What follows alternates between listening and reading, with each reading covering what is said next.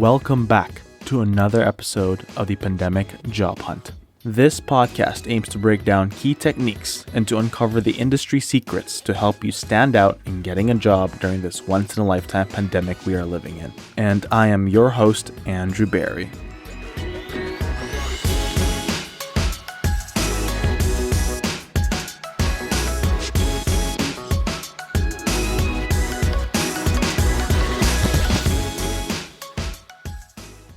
My next guest today is Jayson Krause, former Canadian bobsledding champion, the managing director for Level 52, which is a high-performance leadership development platform, and author. We had a wonderful conversation on his work, his philosophy on leadership, and the motivations behind his new book, The Science Behind Success, which officially launches on December 1st, 2020. The link to his book will be in the description below. Stay tuned. Hey, Jayson. How are you? Hey, Andrew. I'm doing great. Thanks for having me on the show. I'm glad you're on the show. What have you been up to lately? Oh, raising 4 kids, running a business, um, putting energy into my marriage, all the things that are most important. Did you notice that your business changed a lot since the pandemic hit? Huge. It started as a really painful Mm-hmm. change, but has truly created space, opportunity, and innovation that undoubtedly sets us up better for the long run. I noticed on your website you do virtual executive coaching and learning services. Did you have that before COVID-19, or is this a new thing that I guess pushed your business to, innovate and adapt in this new world? No, our executive coaching has, for the most part, been virtual. Okay. What really changed was the bulk of our business has been leadership development, Mm-hmm. a lot of in-person leader training, Mm-hmm. where we would go everywhere from Singapore, Houston, Denver, Chicago, like all across the world, delivering leadership programs. And when COVID hit, the travel ban started. Mm-hmm. We lost a significant amount of business. And so Mm-hmm. quickly, me and the team asked ourselves, how do we still deliver the quality that we're used to in Mm-hmm. this new environment? And we quickly pivoted, adjusted our programs into Mm-hmm. virtual, really high impact, fast paced virtual Mm-hmm. learning environments. And it's a better product. Oh, interesting. Yeah. And like you mentioned that you had coaching around the world, and you mentioned like Singapore, and I'm assuming you guys travel to those locations. So now, if you're offering this products and services around the world, how do you guys manage the time zone differences? Well, that is a challenge. We do have associates that work in other Hmm. locations, so it does make it easier. But it is a bit of a challenge. For example, in January, Hmm. this upcoming January, we launch a bunch of programs Hmm. in different time zones, and it's the great thing for a location like Singapore is if we Hmm. start at 5 p.m., that's 9 a.m. in the morning. Okay. Or sorry, that would be 7 a.m. in the morning. But Hmm. and so we get the early risers, the people Hmm. that wanna start their day early, or of course, if we work with, the European time zone, Hmm. they And definitely join. much easier to work with a European time zone and stuff like that. So, let me ask you a question. What is leadership development? And when a client comes to you and asks for this leadership development, what do you bring to the table? Like, what is the value add here? What the value add that we provide, we have a slightly different approach to leadership development in that we use a science-based backdrop that makes Mhm. leadership make sense. So number one, you need to have the awareness, the invitation to see leadership different before you can demonstrate different behaviors as a leader. Mhm. So having the scientific background definitely helps make leadership Mhm. make sense. There's that, and then the other piece is approaching leadership like any type of fitness. If Mhm. you want to get stronger, if you want to lose weight, you don't just go for like a yearly 2-day workout, right? You're Mhm. not going to elevate your fitness. Mhm. With having the intentional structure that you build to develop the leadership muscle, the leadership mindset, and Mhm. then the tools to demonstrate situational mastery. Mhm. So you mentioned about the science behind your services. Is that some type of framework you guys work with? And could you describe a little bit more about this framework? Yeah, we created it in 2010. Myself and another gentleman named Steve Messler. We were both international bobsled athletes. Mhm. He was American, I was Canadian, and we would constantly be speaking about the emerging science. And Mhm. when I retired before him, he went on to win a gold medal in the Vancouver Olympics. But Mm. when he retired, we said we have to get this out into the world. We Mhm. live in high performance. We're both Mhm. science junkies. We can package this into something that can really create a higher level of awareness around leadership. And so Mhm. I'll give you the simple version of the what we call the science behind success. Mhm. Number one, understanding the physiological requirements for growth and how that Mhm. shapes our mindset. It really, in its simplest version, why no pain, no gain is a reality, and then Mhm. how do you intentionally create and engage pain? We can Okay. we can dive into that more later Mhm. if you like. Then the second one is understanding viral contagion, influence. Viruses have been a part of our leadership work from day one, 10 years ago. Understanding viral contagion. And everything you spread as a leader is a virus, from the words you say to the behaviors you bring into your environment. Doesn't matter if you're a leader in the business or a leader at home, Mhm. with children. It's a very interesting analogy that you use, the virus analogy. So you're saying, like, when it comes to leadership, it's a constant, ongoing, active participation on your end to be leader in not just, say, your career field, but in the other aspects in your life. So that knock-on effects and virality continues. Is that where you're coming from here? Oh, exactly. It doesn't matter. Even if you remove the word leader, Mhm. and understanding that you always have influence to a group, whether it's your peer group, Mhm. children, whatever it is, and you're a walking virus machine. Mhm. The words you say, behaviors you demonstrate, the clothes you wear, Mhm. it's all based around the pseudoscience of memetics. Okay. Internet memes, but Mhm. memes are the building blocks of culture. And so anything that you express or demonstrate into the environment will operate like a virus. It will Mhm. infiltrate, it will colonize or infect, Mhm. replicate, and spread. Interesting.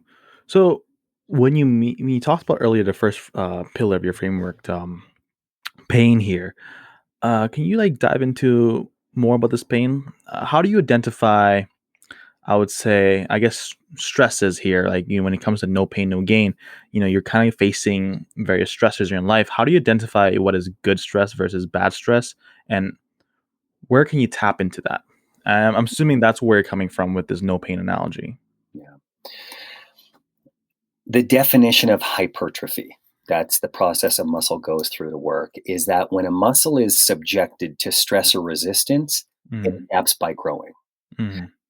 And so if you really grab hold of that statement, then you realize that, okay, stress and resistance is not only beneficial, it's required for me to grow as an individual. And then when you say stress, it's understanding that there are simply two types of stress. This is a simplification: Mm-hmm. events that create distress, where I perceive as a threat or danger, and events that create eustress, where I can perceive the benefits of this. Mm-hmm. If we take, for example, the pandemic, Mm-hmm. job losses, like all of those are painful. The immediate appraisal is Mm-hmm. this is a bad experience. Mm-hmm. Now, you can process that. You can be in that space, give yourself permission to be human.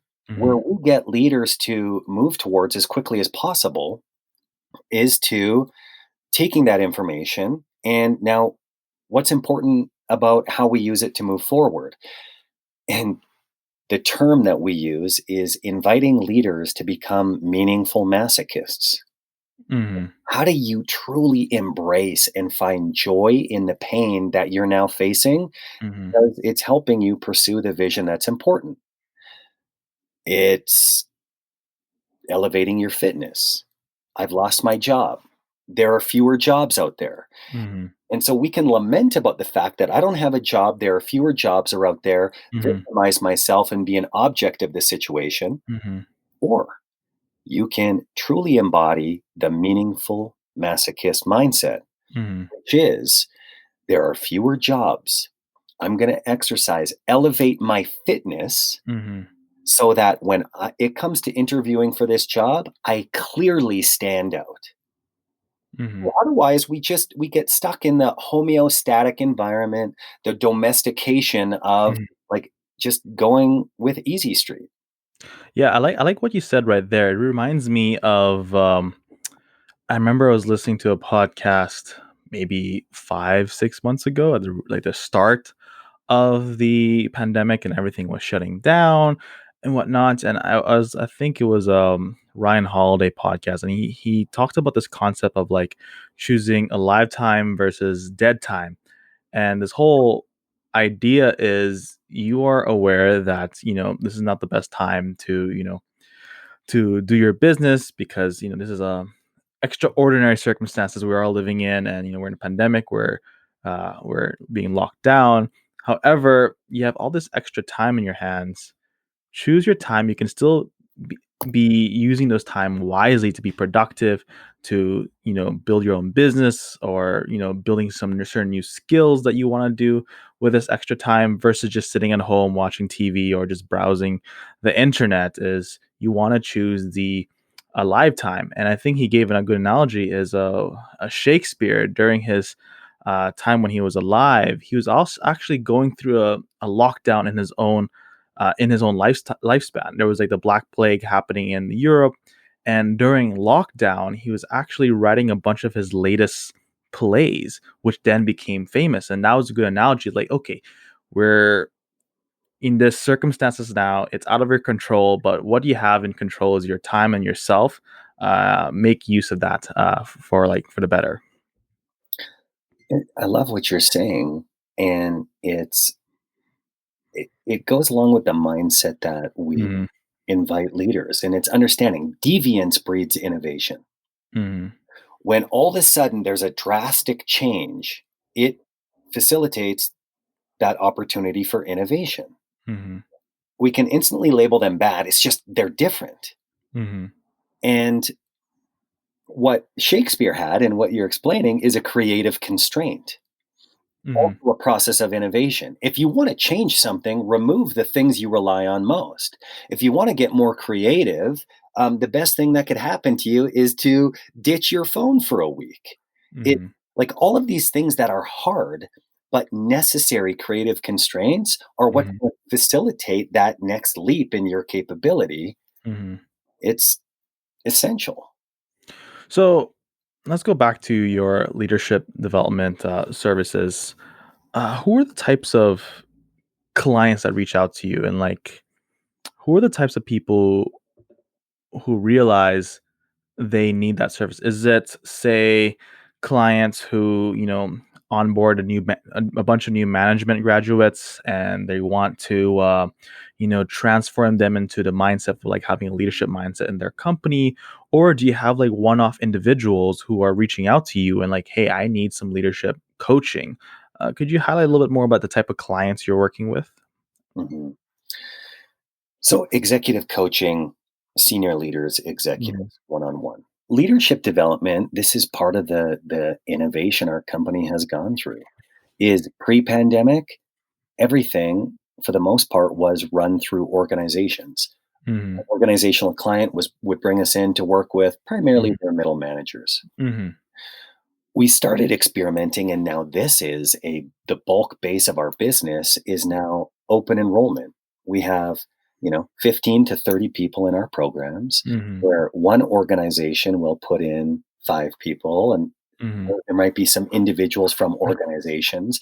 But here we went from working with one business in one location to now we run our virtual programs. Mhm. And we've got 16 participants from Edmonton to Singapore to Toronto and Boston in companies like Google, TD Bank, Mhm. like industries from that are all over the map now Mhm. coming together and exercising their leadership in Mhm. highly collaborative environment. Mm. Do you do you ever do in your leadership exercises one of those at the beginning of leadership development? I've been to like a few in my lifetime already. Uh, do you know the marshmallow test? Have you heard of it? Well, it depends. There are a couple marshmallow tests. Oh, okay. This is the marshmallow test where there's a bunch of it's a pasta and marshmallow test. I think there's like 10 pasta sticks or 20 pasta sticks, and there's like a bunch of marshmallow, or maybe there's one marshmallow, but you have like certain amount of constraints to it. I think there's a one piece of tape and whatnot. Yeah, And the goal is to get people into different groups, maybe 3 to 4, and you use the tools, the pasta sticks, and you try to make the tallest tower where you can elevate the marshmallow at its highest level, and just observe how people collaborate and observe what kind of leaders are there. Have you heard of this test, and like have you implement that into your maybe framework, or maybe you have some other tests that you use to like kind of like gauge leadership? I have heard of that test. I've experienced that test. And, that is a great example of the way that we've had to pivot with the virtual training, right? Because we've had a lot of great exercises Mhm, that work in person, but how do you now take that into a virtual environment? mhm, A common icebreaker we use, and for a variety of reasons, right out of the gates, is an mhm, exercise that we call commonalities, mhm, where we create a competitive environment. mhm, Example, if you and I started as a pair, our mhm, job is to find as many things we have in common in 90 mhm, seconds. mhm, We capture how many things we got in common, and then we get mhm, paired up with another group of 4. Or another mhm, group, another pair to make a group of 4. As many mhm, things, and then that group of 4 pairs up with another, and so you have a group of 8, and you're seeking to get more things in common than the other group of 8. mhm, And not only is it a great warm up for people to get to know each other, but it very specifically creates an environment of psychological safety. When mhm, when I get into a new environment, we all do, subconsciously we're scanning the environment for where we stack, what we make up mhm, about these people. Oh, that person's taller than me, they've got more mhm, hair than me, they're dressed nicer than me, and your mhm, focus is on the differences. Whereas this deliberate exercises has us all point our attention to what we have in common, how you're like me. And it's an mhm, instant environment setter that creates the space that's welcoming and safe. mhm. Okay, so obviously you pivoted that transition. So it's obviously very interesting that you have, I guess, these cohorts of leaders from across the companies, and I guess one big advantage is that the fact that you're bringing these leaders across different, I guess, verticals, different companies, and they all have their own, I guess, idea what leadership is, and I think every single company molds their own leaders in their own way. It's also great the fact that when you're combining all these different people, these different mindsets of what leadership is, I'm sure you're creating some really interesting leadership insights for yourself. Number two, all these different participants are then exposed to the various leadership styles from different companies, and I think that I guess it becomes like a hot pot of new ideas. And like, could you maybe tell an story or an example when you saw this cross company leadership exchange, and how has that impacted your companies in terms of like their view of like leadership? Because I'm sure every time you introduce your framework and you provide these leadership courses, you're constantly evolving, you're constantly trying to like learn new things to make sure you're always standing out, and to make sure like you're providing the best leadership development framework as you possibly can. Every program we deliver is better than the one previous. Mhm. Exactly, because the participants help facilitate the innovation of our programs. That's Mhm. just, that's partly uh, because of the information we get, our Mhm. obsession with delivering more value, and Mhm. enrolling the people to be our participants to be in part of that process. Mhm. But when you talk about the cross collaboration, we start very early on asking people what their definition of leadership is. And this is the fascinating thing with leadership. Mhm. Nobody has the same definition. Mhm. We all have some similarities, Mhm. yet we ask people to write down what their definition is. There are never duplicates. Mhm. And here's the important part: the definition of leadership is far less important than what your definition of leadership is. Mhm. And that's meaningful leadership when you can bypass the need to define leadership and Mhm. truly own, here's what it is to me and here's how I express it in my environment. Mhm. When you're working with these different companies, do you also say tailor the program a little bit by say different cultures of leadership? Because I know I used to work with American clients and people from the states. They have a different view of leadership. They're a lot more, I guess. It depends on the states as well. If it's like East Coast versus like the Southern states and like versus West Coast, they all have their own flavors of leadership.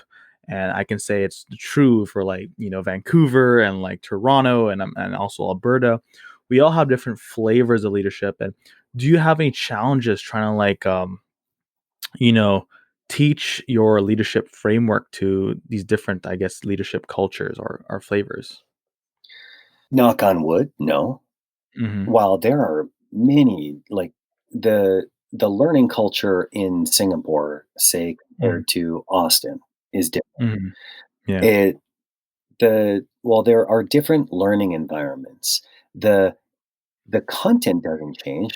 We aren't a customizable offering, we're more configurable. We kinda configure to some of the Mhm. little nuances that you need. We Mhm. bring more relevant challenges, topics that the leaders are facing, but this is where it's like your fitness program. A Mhm. great fitness trainer, a coach isn't gonna say, Mhm. "Hey, Andrew, here's my plan." They're gonna Mhm. look at you based on your disposition, the goals, the wants you have, and Mhm. they're going to help create or help you make the most out of the program for you. Mhm. So, from the years you've been working with this program and working with leaders across the world, what would you say are the some of the top characteristics that you have identified in successful leaders? There's 2: hun What are the 2? hunger and humility. Okay. The What hunger, the desire to want to be better, and it's not a, "I want to be better so that I can get the accolades, the bonus, Mhm. the meteoric rise to the C-suite." Mhm. The hunger to serve and create impact. Mhm. That someone shows up with that, then Mhm. you know that they're gonna make a big impact in their business. And the Mhm. second one is humility. Okay. Nobody likes to work with the smartest hog in the herd, the person that's always trying to Mhm. prove that they know everything. Mhm. Where a great leader has the confidence that they can be resourceful, finding Mhm. answers to solutions, but they have the humility in understanding that even their expertise is outdated. It's based on Mhm. yesterday. While Yeah. it can hold value, Mhm. the humility that I'm here because I've worked hard, but Mhm. also the insatiable desire to learn more. Mhm. Okay. Hunger and Hunger and humility. This reminds me of a book I read back when I was in university, actually. It's a book called Weology. It's by Peter Acito. He is the former CEO of Tandrin. I'm sure you're aware of the Tandrin Bank in Canada. It's like a digital bank. And I think he released this book, I'm not too sure, like quite a while ago. Anyways, in his concept, the title of the book is called Weology. he he's a big believer in the concept of we, not just you and I. It's like we are doing this together. We are building this, and the we. I think this was his way to show humility that he always had to make sure that the people he was that was working for him or like his team members, he was doing everything he could do to make sure like when he is leading that everyone's interest is aligned and like he's making sure that he's taking care of the people he works with and knows to himself that he doesn't know everything. So by focusing on the we and focusing on team, he as a leader, he tries to spend his time making sure able to make high level decisions, uh, at least like a few high level decisions per day versus like a bunch of low level decisions throughout the day, so he can have the biggest impact in his company. And by doing so, he is just with the concept of we just intaking information from the people he works with. So like this shows his humility that he doesn't know everything. So that's why the idea of the we. So yeah, what do you think of that? Well, it's great. I mean, when you say the intake of information, it's whether it's the empathy, the way you listen, what Hmm. you receive with genuine curiosity, your inputs affect the expression of Hmm. your leadership, of Hmm. organizational knowledge. Hmm. So I love it. So let's now talk about a little bit about your book. I saw on your website there is a soon to be released book called The Science Behind Success. Can you tell me a little bit more about this book? When did you start writing it, the development process, and what can we expect from the book?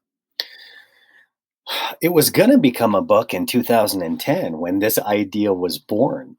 And Hmm. when Steve Messler and we piloted it at the University of Florida Warrington School of Business, and everyone was Mm-hmm. excited about it. It was new, it was fresh content, and we started delivering it to senior executive teams, and Hmm. it was this neat program. And there was a problem with it. They were all ideas and no application, Okay. very little application. Hmm. And so the last 8 years, I would Hmm. say, have been the exercise in like, leadership development doesn't need more ideas, you know, Hmm. more models. What they need to do is help you and me with Hmm. these ideas and move the ball down the field in my leadership effectiveness. Hmm. So the last 8 years have been heavy on finding application. And so the book, long process, more Hmm. specifically since COVID, that was the gift that Hmm. helped create the space to finish this book. But it's our leadership approach, science-based background with and there's it's edgy Hmm. and it's filled with tools of application. So you don't leave Hmm. going, "Hey, that's a cool idea. How the heck do I do it?" A Hmm. leader. So you have a very practical approach when it comes to leadership, and with this book, you're trying to provide practical tips. You mentioned edgy. What do you mean by edgy in terms of leadership? Could you expand that a little bit? A little bit? Well, if you look at a lot of the historical books, like Mhm, Blanchard, John Maxwell, they're very proper, buttoned up, mhm, they're very gentle books. While they take mhm, stands on things, which is important, ours it's got more edge when you talk about the concept of meaningful masochism, positive mhm, deviance concepts in our book. And the way that we bring in the responsibility element of leadership. All of your challenges as a leader are a result of things that you have or haven't done. And if you mhm, find yourself complaining about them, then you're not going to find a solution. And the one of the edgy, one of the edgy comments, for example, is an uncle's comment. One of my friends, his uncle used to say, "If everywhere you go smells like shit, it's time to check your underpants." okay. Right? And so, like, that's an example of the comment of, you know, it's out there on the edge, but it's real. Hmm. You and I Yeah. both know people that spend their time complaining about Yeah. these people and their Hmm. situations where you go, "Hey, man, I think the problem might be you." Hmm. So this book is raw. This book is, I guess, a bit in your face and just very, I guess, uh, based in reality of like what you've done through the past 10 years of your research of what works for in terms of leadership and leading organizations, leading team, or just personal leadership. And I think that's what you're trying to put into this book. Yeah, I also was aware that you also wrote another book called Level 52 some time ago. Could you talk a little bit more about that book and how that was a stepping stone to? I'm assuming that was a stepping stone to the whole idea of Level 52, Yeah, the company, and then now the science behind success. yeah, great question. The book is called 52 People, Hmm. and it was a really dear project that didn't start with the intentions Hmm. of being a book, but the catalyst for it was going into the 2006 Olympics. I Hmm. was ranked top 10 in the world in the sport of Hmm. bobsled, and my childhood best friend, roommate, him and his wife lived with me, and he had been battling cancer for a long time. Hmm. And just before the Olympic season started, he took a turn for the worse, flew home, was with him. He passed while I Hmm. was by his side. And the grief that I continued to carry, I didn't understand it. And until Hmm. it hit me that ultimately the grief was the fact that he died a stranger to me, my best friend, Hmm. because all I did was avoid the reality, his Hmm. discomfort. We distracted ourselves through video games, we go Hmm. golfing, anything. I thought my job was to take him out of the fact that he was sick and dying. Hmm. And so what was the cost or the downside of that is after he died, I realized that I missed so many of the opportunities to have real, Hmm. intimate, vulnerable conversations with him Hmm. to say, "Hey, Dallas, like, are you scared? Hmm. What's it like?" All of Hmm. those things. And you talked about vulnerability, and what you just said was a very vulnerable statement to say on like a podcast. Um, a lot of people, I think, struggle with vulnerability, and you mentioned something where you used to distract yourself through training and whatnot. These actions. I'm sure you've heard of Brené Brown. She has a famous TED talk on the idea of vulnerability and the science behind vulnerability. And she says that people, when they're trying to numb certain emotions, certain like difficult conversations that you need to be having, and you could numb this by, certain activities. It could be, using drugs or just escaping by doing like just being dig into your own work and you're neglecting other parts of your life. When you're numbing certain emotions, you're also numbing all the positive emotions as well. Meaning, when you're numbing, you're not experiencing the full breadth of the human experience. And it's important that as an individual, you have to embrace vulnerability in order to fully experience the full breadth of the human experience, as I mentioned. And I think some of the best leaders I know really tap into their vulnerability and are able to um, have these difficult conversations. And people who are, in general, embracing their vulnerability, those people are generally risk takers. There, for example, they are those individual who says "I love you" to another person first, instead of like kind of waiting until like the other person says "I love you" back. It's they're the one who's risking it and are willing to put themselves out there and to face the potential rejection of whatnot. And I think this concept of tapping into vulnerability is very, very important for us on an individual level basis, but in just leadership in general. It's the whole thing. What you mentioned about humility is being vulnerable. You're you're putting your raw self out there for the potential like being hurt. However, when you put yourself out there, you take that risk, there are going to be certain doors that will open to you that will be so, I guess, fruitful, so beneficial, and so rewarding by going through that difficult, I guess, path. And I think for you, you mentioned, your story about your friend passing, and then you embracing this whole vulnerable side of yourself to have these conversations and have like a deeper understanding what other people were feeling, led you to this process of this level 52 and leadership development and trying to figure out what it takes to be a great leader. Yeah, the whole process, how it led to level 52 is, based on my realization of Dallas dying and that he was a stranger to Hmm. me, then the question was, how willing would random strangers be to Hmm. engage in vulnerable conversations? Every Hmm. week, I went and approached a random stranger wherever I was in the world.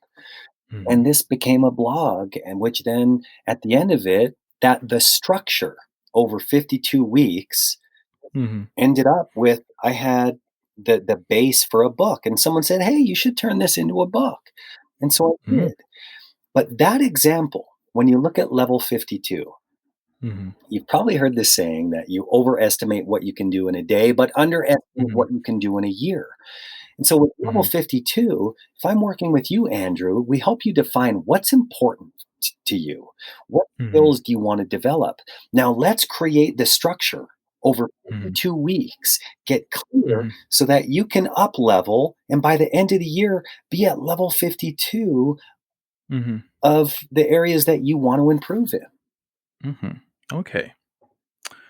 Well, I would say thank you for your time, Jason. I think we've covered a lot of great conversations and a lot of great topics on this episode so far.